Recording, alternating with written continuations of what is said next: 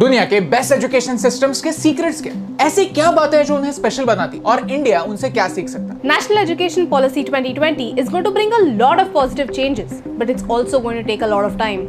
ये सारे चेंजेस 2040 तक धीरे धीरे इंप्लीमेंट होने वाले हैं। And during this time students, teachers, parents, all of us have to keep learning new ideas. पिछले कुछ दिनों से एजुकेशन जैसे इंपॉर्टेंट टॉपिक पर काफी सारे कॉन्वर्सेशन स्टार्ट हुए हैं। इस डिस्कशन को अगर हम फुल स्टॉप दे देंगे तो हमारी प्रोग्रेस पर भी फुल स्टॉप लग जाएगा। In the next 3 minutes we are going to tell you 3 secrets about world class education systems and what India can learn from them। और अगर आपको ये आइडियाज पसंद आती है तो प्लीज इस वीडियो को शेयर कीजिए। इंडिया की प्रोग्रेस के बारे में एक सॉल्यूशन बेस्ड कॉन्वर्सेशन स्टार्ट करना हमारा मिशन है। तो अगर आपको हमारा काम पसंद आता है तो प्लीज हमारे YouTube चैनल को सब्सक्राइब कीजिए और इस बेल आइकन को प्रेस कीजिए। Number 1, Finland. वर्ल्ड की टॉप एजुकेशन सिस्टम है फिनलैंड और उनका टॉप सीक्रेट है नो होमवर्क। रिसर्चर्स मानते हैं कि होमवर्क एक आउटडेटेड कॉन्सेप्ट है, इसलिए फिनलैंड के स्कूल्स मैक्सिमम 10 या 15 मिनट्स का होमवर्क देते हैं। हर दिन सिर्फ 3 या 4 घंटे के लिए स्कूल होता है और हर 45 मिनट्स के लेक्चर के बाद एक 15 मिनट्स का ब्रेक भी होता है। रिजल्ट, बच्चों को स्कूल जाने में मजा आता है और रिसर्च कहता है कि एक हैप्पी स्टूडेंट एक अच्छा स्टूडेंट होता है। बच्चों को बिजी रखने से ज्यादा इंपॉर्टेंट है उन्हें ग्रो होने का चांस देना। वहाँ के टीचर्स ये समझते हैं।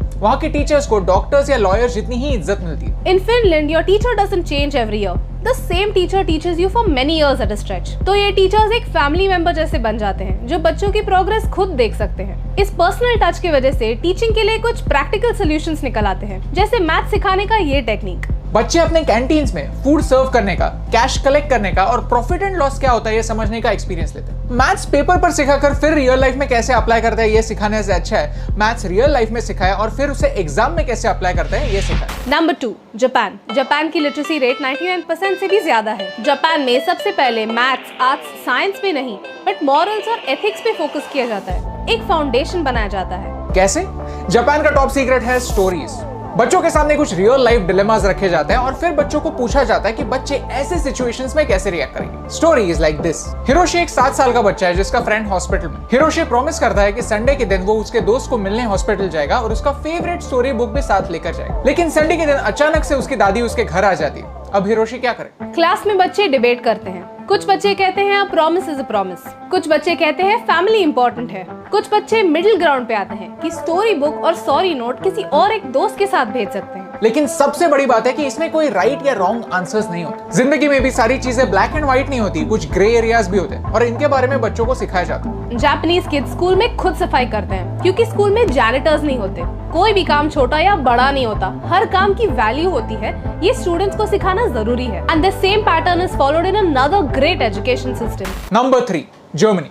Germany is known for its efficiency and efficiency comes from efficient people। Germany ने अपने ह्यूमन कैपिटल में काफी ज्यादा इन्वेस्ट किया और जर्मनी का टॉप सीक्रेट है वोकेशनल ट्रेनिंग। बेसिकली अगर बच्चे क्लासरूम में बैठकर पढ़ने में इंटरेस्टेड नहीं है तो no problem, they can join the dual weight program. Hands-on practical training. Legal assistant, air traffic controller, web designer. Over here, students can choose from more than 350 different courses and select their own path. Germany में 4 लाख से ज्यादा ऐसी companies है जो ऐसे trainees को higher करती है और ट्रेन करती है। इस अप्रेंटिसशिप के टाइम में उन्हें एक रिस्पेक्टेबल स्टाइपेंड भी मिलता है। The average stipend is around 1000 euros per month। और ये उन लोगों के लिए काफी अच्छा इंसेंटिव होता है जिन्हें जल्दी पैसे कमाने की जरूरत होती है। 70% of the time इंडस्ट्रीज में ट्रेनिंग करते हुए और 30% of the time थ्योरी सीखने में इन्वेस्ट होता है। इसी वजह से एक स्किल्ड लेबर की आर्मी रेडी होती है और जर्मन इकोनॉमी स्ट्रॉन्ग होती है। ओके, तो हम क्या कर सकते हैं? जर्मनी से सीखना होगा कि वोकेशनल प्रोफेशंस की भी वैल्यू होती है। जापान से सीखना होगा कि बच्चों का फाउंडेशन स्ट्रॉन्ग कैसे बना सकते हैं। फिनलैंड से सीखना होगा कि बच्चों का प्रेशर कैसे कम कर सकते हैं। Schools and colleges can reduce their homework even now.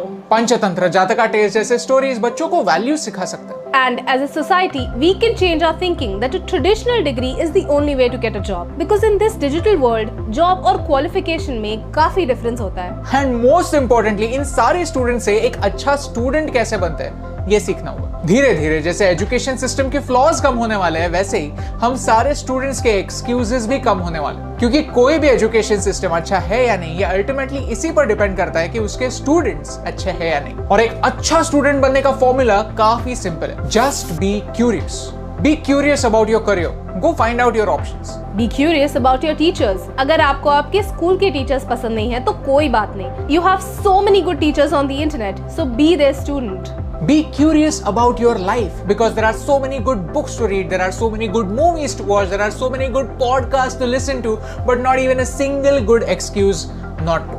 एक अच्छे एजुकेशन सिस्टम की तरह भारत को अच्छे स्टूडेंट्स की भी जरूरत है और ये सीक्रेट आपको बताने से मुझे फर्क पड़ता है।